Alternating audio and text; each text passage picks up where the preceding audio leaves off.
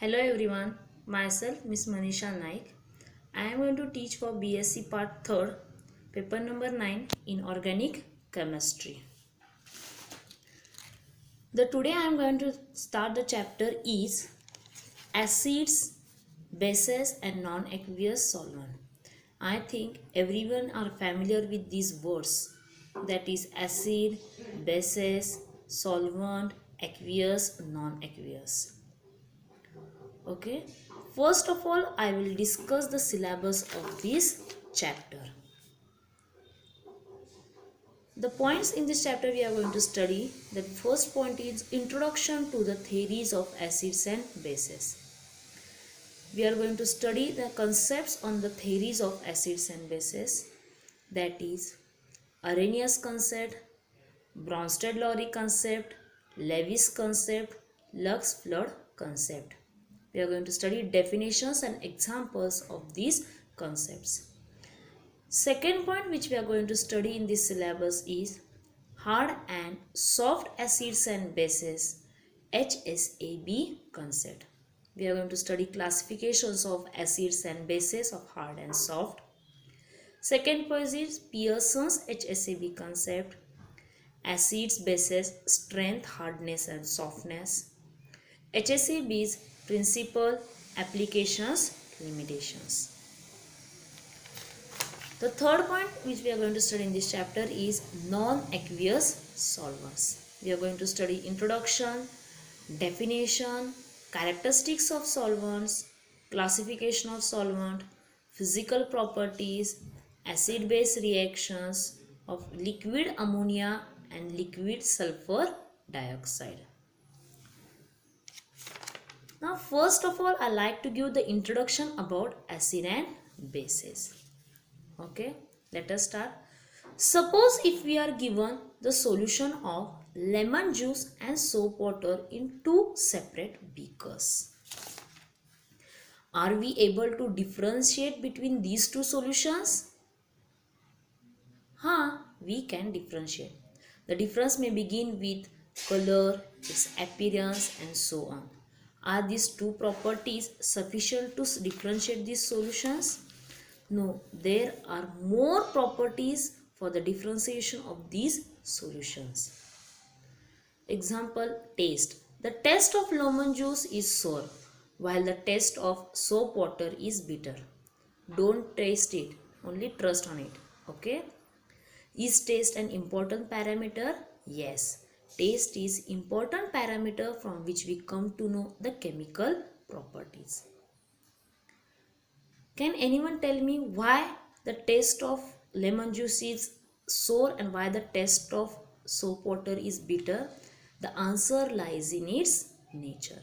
That is, lemon juice is acidic in nature while the soap water is basic in nature. Let us come to know these two terms, that is acid and bases.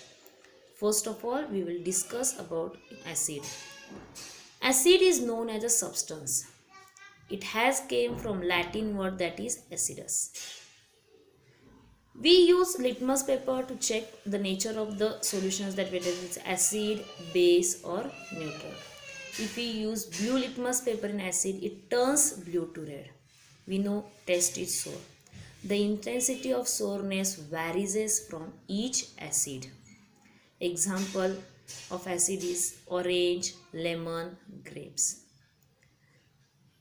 The word when we hear the acid, we are scared because whenever a single drop falls, that is concentrated acid on a paper, it starts to burn. The surface burns. That it shows a burning effect. This is also most important parameter. Now we will study of bases. Whenever you touch the bases, its touching shows a soapy. When we use a red litmus paper in bases, it turns red to blue. We know taste is bitter. Remember one thing, bases are also known as alkali. But all bases are not alkali, but all alkalis are bases. It neutralizes acid to form salt. I like to give a one note, that is Lavoisier suggested oxygen is a main constituent of all acids. But we know HCl, that is hydrochloric acid. Oxygen is absent in this acid. So the statement of Lavoisier that oxygen is main constituent of all acid was disproved by Dave, giving the example of HCl, that is hydrochloric acid. So the theories of acid and bases have different definitions and approaches. So let us start with the first concept of theories of acids and bases, that is Arrhenius concept. Okay, first I will discuss Arrhenius acid. Remember one thing, whenever we are studying theories of acid and bases, always solvent used is a water, that is it is aqueous system. We are having water. If we want to add any molecule or solution in it, how does it act?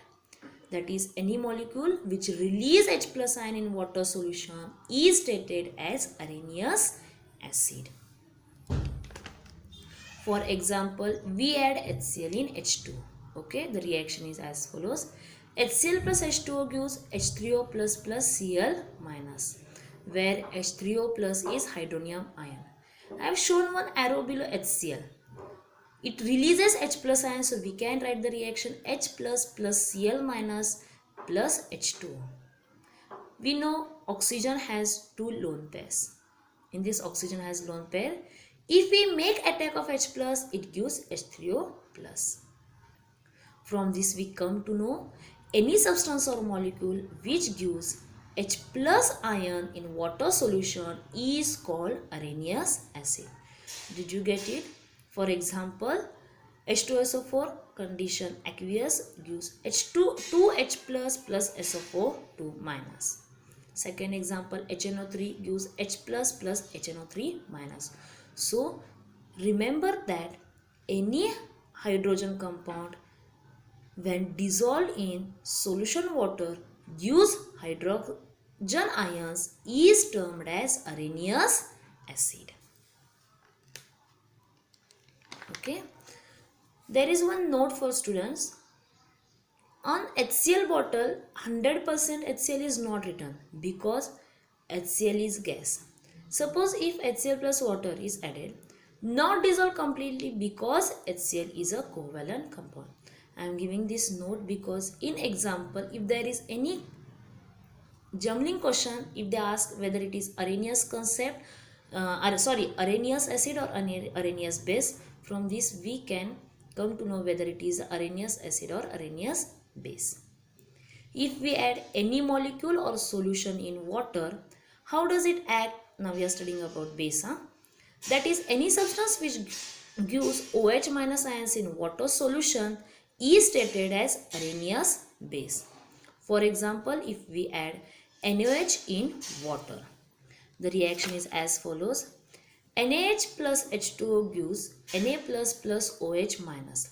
From this we come to know any substance or molecule which gives OH minus ions in water solution is called Arrhenius base. Example, KOH gives K plus OH minus ions. NH4OH gives NH4 plus OH minus ions. I think everyone has got the concepts is clear of Arrhenius acid and Arrhenius base. Let me revise once. Any substance which gives H plus ions when dissolved in solution water is termed as Arrhenius acid, and if any substance when dissolved in water solution gives OH minus ion is Arrhenius base. Okay, thank you. The next concept, that is Lewis acid, will be discussed in next period. Thank you.